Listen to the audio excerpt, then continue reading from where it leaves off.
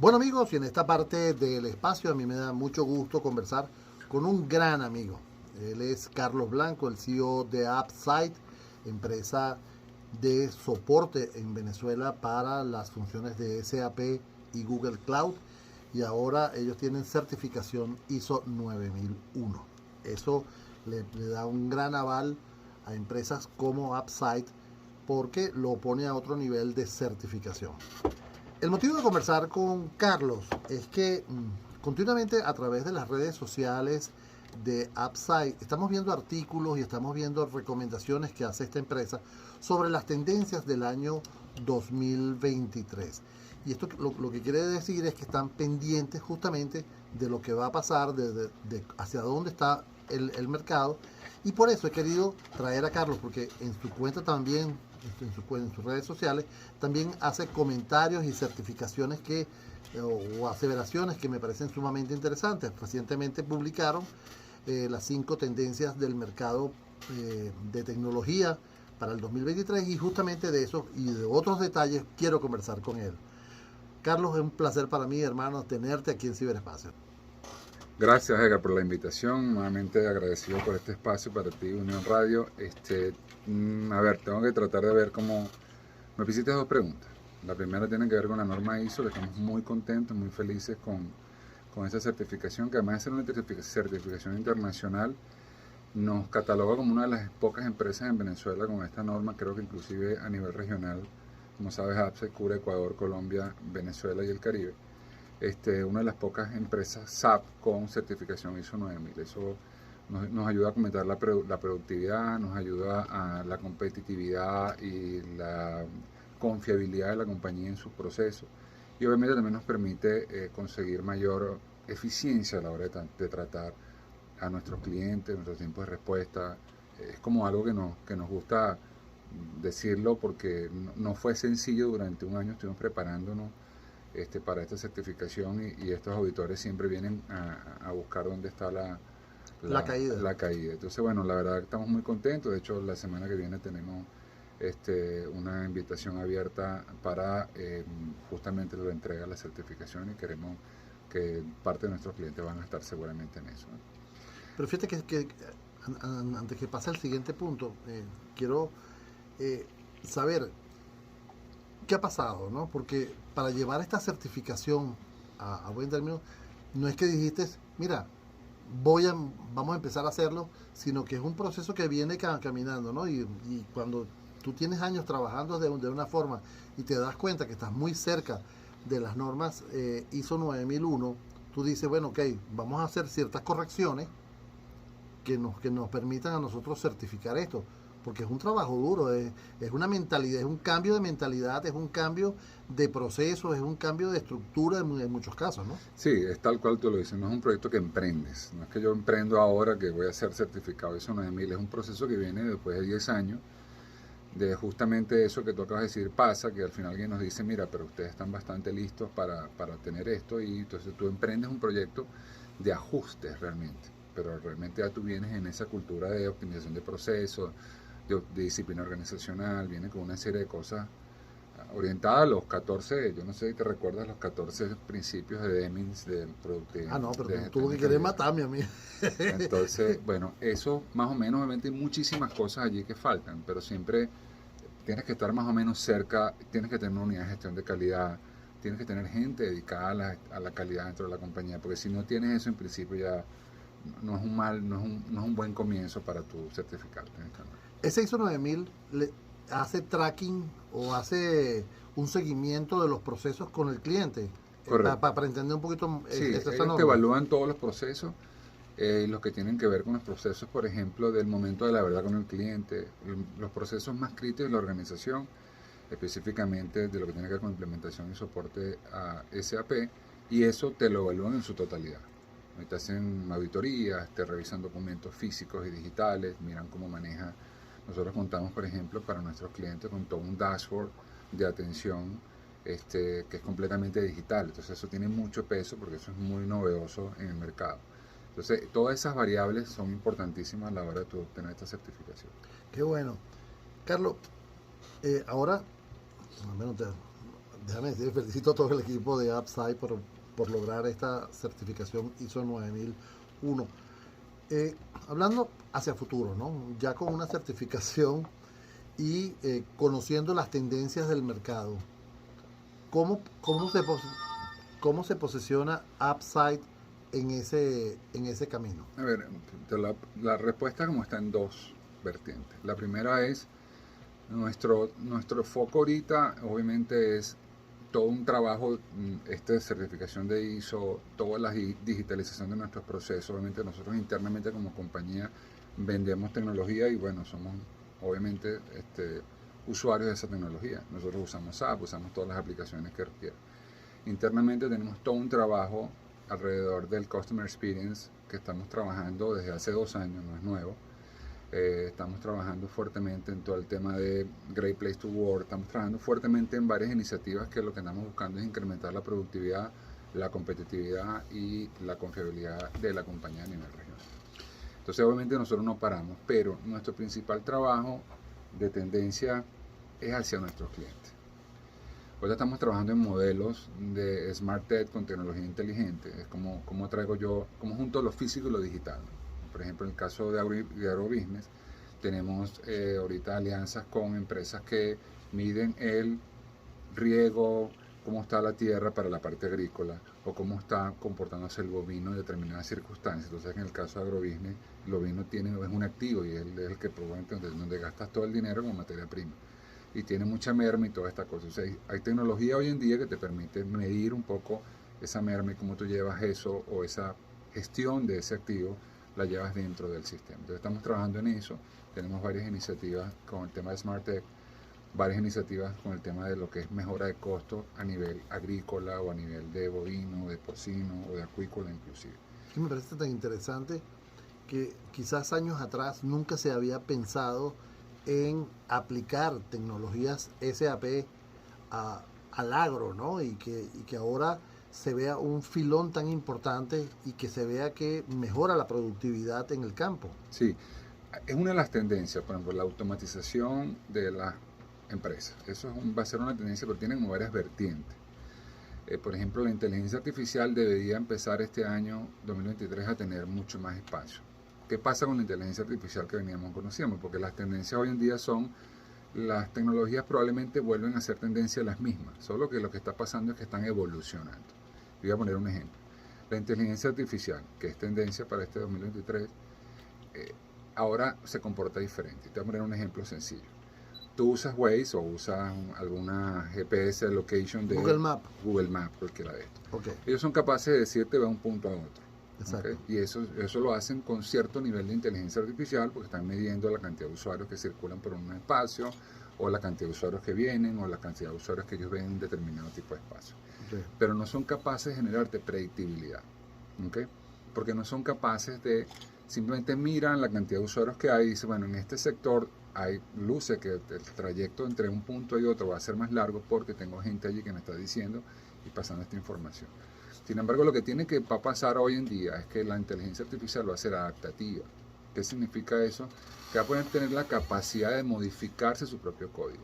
Esa cosa que uno veía en ciencia ficción, que como una computadora podría... Una mutación. Una mutación. Eso podría ser una mejor palabra. Esa mutación le va a incorporar el cambio operativo. Entonces te va a poder predecir, mira, no te vayas por esa ruta porque aunque te guste y aunque parezca que está visible, en 5 minutos por ahí va a haber un colapso. Él va a poder predecir cosas. Si tú le preguntas a una de estas máquinas inteligentes, llámese dispositivo celular, los speakers de las inteligentes y toda esta cosa que hay por allí en el mercado, el clima te lo dice de la ciudad, pero no es capaz de decirte si te mueves de la barrera del Valle de Caracas al centro de Caracas, que seguramente la temperatura es diferente, no es capaz de decirte realmente la temperatura que tú tienes en ese momento donde tú estás, porque no tiene ese nivel de sofisticación. Bueno, no hay sensores tampoco. No hay sensores, hay una serie de cosas que hacen falta para que eso se... Claro. Eso va a ser tendencia junto con la automatización de las empresas, pero eso todo este tema del Smart Tech va a cobrar mucho tema dentro de las empresas y van a empezar a ver ofertas en el mercado de muchos proveedores de tecnología haciendo estas cosas. Que es interesante porque uno se pone a pensar, a ver, ¿Cómo debe avanzar la inteligencia artificial? Porque volviendo a Agrobit nuevamente, el trabajo en el agro o en la siembra o en la ganadería, el ojo del amo engorda el ganado, ese es el dicho popular. Correcto. Pero eso conlleva detrás una cantidad de experiencia y de vivencias del agricultor, ¿no? Que sabe si puede, si va a llover, que si el samuro le pasó por un lado, voy a sembrar de este lado. ¿Cómo puede hacer una inteligencia artificial para poder apoyar ese tipo de cosas, no? Claro, es que ese es el gran conflicto. Claro, pero por ejemplo, tú lo acabas de decir, el ojo puede ser digital. Tú puedes tener un ojo digital montado en un dron y tienes al dueño mirando el dron. Por ejemplo, en el caso nuestro, una de las soluciones que nosotros tenemos es que miramos, no en el caso de Venezuela, pues es un poco más restringido, pero en otras latitudes miramos un campo completamente a través de tecnologías con drones. Claro. Y son capaces de darnos información y dentro de obviamente la inteligencia de las aplicaciones, producir información acerca de cómo está determinado el riego. ¿No? Claro. El otro punto importante dentro de las tendencias tiene que ver con la realidad aumentada, que eso es un tema, siempre se ha visto al lado del gaming y el gaming siempre ha sido como el más atendido en cuanto a la realidad aumentada. Sin embargo, ya se está usando en este momento, va a haber mucha fuerza en el tema de formación y educación. Va a haber salones de clases realmente con realidad aumentada, donde realmente no van a existir los espacios físicos en ninguno de los casos. Yo entiendo que haya la teleeducación, que es una cosa diferente. Totalmente diferente. Esto es espacios virtuales reales. O sea, es como una combinación entre la realidad aumentada y el metaverso, digamos, el que suena por allí. Entonces, hay que estar atento a esta realidad. De hecho, Apple está por sacar unas gafas inteligentes que en teoría van a revolucionar la manera en que nosotros usamos los celulares, pero nos extrañaría conociendo lo que nos ha hecho Apple en el pasado, que nos ha cambiado el mundo varias veces. Bueno, quiere cambiar hasta quién le fabrica las pantallas, porque las pantallas las fabricaba Samsung y LG, y ahora dijo que la iba a fabricar él. Bueno, fíjate. Y se está metiendo en el mundo de los smart, de los home smart, o los smart home, para crear dispositivos para la casa de Apple. O sea, están viendo otro mercado. Están viendo otro mercado. Entonces, ellos están por sacar, digamos, sus nuevas gafas, no sabría para cuándo, pero aparentemente estas gafas lo que te van a permitir es usar tu celular, tus aplicaciones, a través de esas gafas. Entonces, bueno, por ahí lo que dicen los más cercanos a Apple, dice que es que antes de eso la gente no va a entender porque no teníamos eso antes, ¿no? Entonces no te puedo muchas imaginar. Cosas, ahorita porque no las tuvimos antes, Carlos. Correctamente. Amigos, estamos conversando con Carlos Blanco, él es el CEO de AppSite. El motivo de conversar con Carlos, como ya lo he dicho, es su visión de las tendencias del mercado para este 2023 y además de felicitar a la compañía por la certificación ISO 9001. Carlos, leía en tus artículos en redes sociales sobre la experiencia del usuario, que está cambiando totalmente, ¿no? Y me pongo del lado de haber conocido a SAP hace muchos años y todo, y su ascendencia alemana lo obliga a ser muy cuadrado, ¿no? Y este mercado cambia completamente. ¿Okay? Entonces, ¿cómo se adaptan estas tecnologías que toda la vida han sido tan rígidas, tan formales, a un mercado de millennials y centennials tan cambiante? Bueno, a ver, SAP reescribió todo su código en una solución completamente diferente. Esa es la primera cosa que la gente no conoce de SAP, y eso lo hizo hace años. Y lo hizo por las razones más asociadas al cambio que hubo hace unos años para acá, hace unos 4 años, el tema de la nube. ¿Okay? Claro. La nube sigue siendo tendencia. Ya sabemos que todas las empresas que están migrando a la nube, sabemos que el 90% se van a migrar a la nube, porque te permite alcanzar lo que tú necesitas, el servicio de software, hardware y todo lo que complica tener una aplicación al precio que tú puedas pagar. Esa es la primera cosa. La segunda cosa, te permite tener la última tecnología a la hora que quieras innovar. Y la tercera gran cosa, que si tú tienes 100 empleados ahorita y mañana tienes 1000, y tú creciste y necesitas más capacidad de cómputo, bueno, la puedes hacer. Entonces, ese cambio es lo que realmente impulsa lo que tiene que ver con la nube. SAP reescribió todo su código y montó un sistema, un ERP realmente en la nube. ¿Okay? Respetando de toda agilidad entonces. Claro, respetando que tiene una base importante de clientes a nivel internacional, a nivel global, que tiene que mantener, es como los bancos. No es lo mismo que entre un millennial al banco que entre la abuelita. Entonces Claro. tienes que mantener ciertas figuras en el banco como la agencia. Claro. Porque la abuelita le va a la agencia y le gusta que le pongan, me sigue. Sí. Entonces, no es lo mismo que lo haga un millennial que no va a ir a la agencia, lo va a hacer digitalmente. Pero la abuelita para el banco o el abuelito es el que tiene más dinero. Entonces ahí es como vamos con ese ejemplo y así más o menos tienen que hacer casi todas las evoluciones. Claro. La noticia es que eso es un proceso, Entonces, cuando tú ves hoy en día la visual de SAP, que era aquella dura alemana que tú conociste, que probablemente yo también, es una visual completamente web. ¿Y cómo lo han asumido los clientes? Porque también hay sus sus detractores de nube, ¿no? Sí. Y dicen que no, yo prefiero tener on-site todas mis cosas, yo no quiero tener nada en la nube. ¿Cómo va ese proceso dentro de los clientes para adoptarse a la nube? ¿Los clientes venezolanos lo están haciendo? Sí, a ver, te cuento. Regionalmente Venezuela es un país que le gusta la tecnología. A las empresas venezolanas les gusta la tecnología. Y es mucho más fácil hablar con un mercado donde la tecnología es activa, es como más conocida, y Venezuela tiene esas características, distinto a otras latitudes. Ahora, los clientes tienen que mirarlo desde otro punto de vista. No es que haya mucha resistencia a la nube, hoy en día es menor, ¿okay? Y eso va a ir cambiando. Como te dije, el 90% finalmente en los próximos 3 años se van a migrar. El tema es que si tú no te haces digitalmente eficiente, bueno, tienes un destino más o menos acomodado en que tienes que cerrar o tienes que recambiar tu negocio. Y te voy a poner un ejemplo. Un supermercado en alguna zona de algún país que sea popular, que es el supermercado que está en esa zona, que funciona, que no son de las grandes cadenas, es un supermercado que surte una ciudad completa. Y de esa tiene 4 o 5 tiendas. Ese señor no ve la necesidad de irse a la nube, pero ¿para qué si yo no necesito? Si es que la gente viene para acá. Eso es hasta que alguien llegue y monte un supermercado digital y empiece a llevar los suministros a las personas a su casa.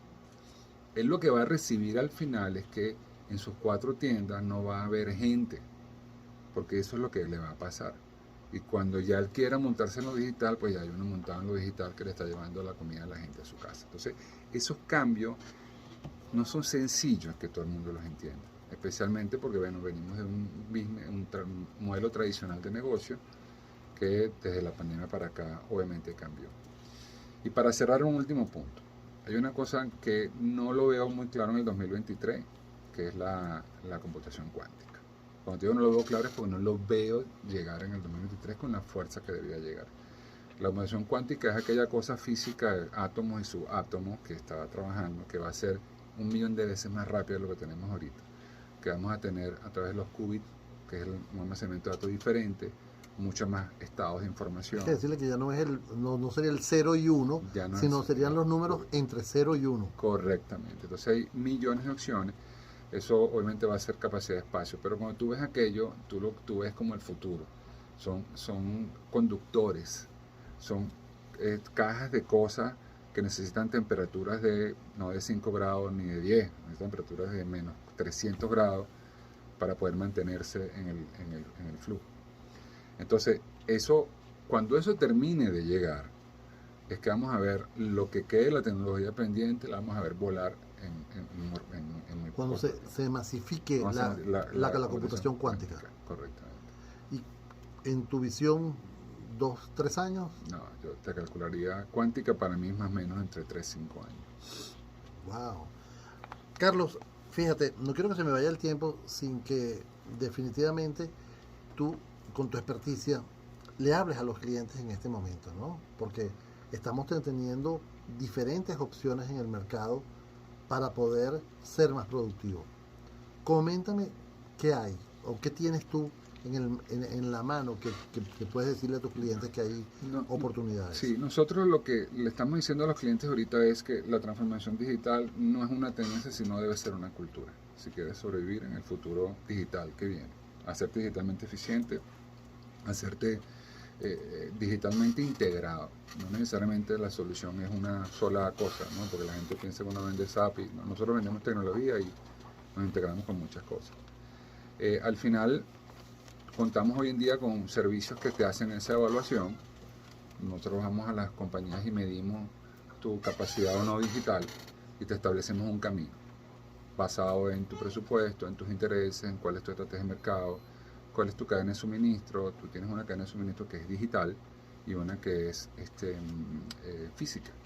Entonces, ¿tú cómo juntas eso? ¿Cómo miras todas estas cosas? Ahorita lo inalámbrico en los almacenes, por ejemplo, ya se vuelve más tendencia. Ya no es necesario tener la pistolita que hace la cosa en la cajita, sino que hoy en día hay receptores y sensores en el almacén que te permiten, cada vez que tomas una caja, el sensor la registra. Entonces, hay una serie de cosas, depende mucho del presupuesto, depende mucho del interés. Tenemos clientes que han hecho cosas muy sencillas. No todo es una inversión importante, porque eso es una de las cosas buenas que tiene la tecnología ahorita, ¿no? Que no todo tiene que ser aquella cosa tan costosa dentro del presupuesto. Fíjate que yo veía, hace muchos años estuve en Alemania invitado justamente por la gente de SAP y veía un automercado en el cual tenía sensores y tú metías el producto y se contaba automáticamente y sacabas el producto y se descontaba, ¿no? Ese tipo de automatización que después, muchos años después, la vimos en las tiendas de Amazon. Correcto. ¿Okay? Sí. Pero ya esa era una tecnología que venía de hace muchos años, ¿no? Correcto. Entonces esa tecnología, ¿hay tecnología para aplicar al mercado venezolano que todavía no la tenemos? Hay, pero también es un tema de leyes, ¿no? Que en cada país, por ejemplo, ¿por qué no termina de funcionar los autos inteligentes? Que ya se empezaron a segmentar más hacia darle inteligencia al usuario, pero el usuario sigue siendo el mismo, ¿no? Claro. Porque las leyes, los autos estos, digamos, de autoconducción, tampoco es que sea sencillo, ¿no? Y con una serie de accidentes que han tenido, eso implica que no necesariamente la ley está... Entonces, muchas veces son leyes que no permiten que en los países haya... Bueno, vamos a trabajar por eso. Yo creo que la necesidad obliga también a las leyes. Carlos, yo quiero darte las gracias, no sin antes felicitar a todo el equipo de AppSite por la certificación ISO 9000, a todo el centro de competencia que también se mueven bastante bien.